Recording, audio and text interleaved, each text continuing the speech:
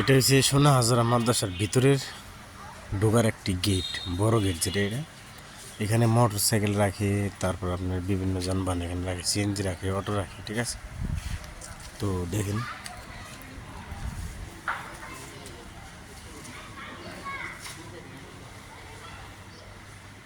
এটা হচ্ছে নুরানি কিন্ডার গার্ডেন বিভাগ আর কি। তারপর এখানে দেখেন বড়, ওটা হচ্ছে বড় মাদ্রাসা হাফেজি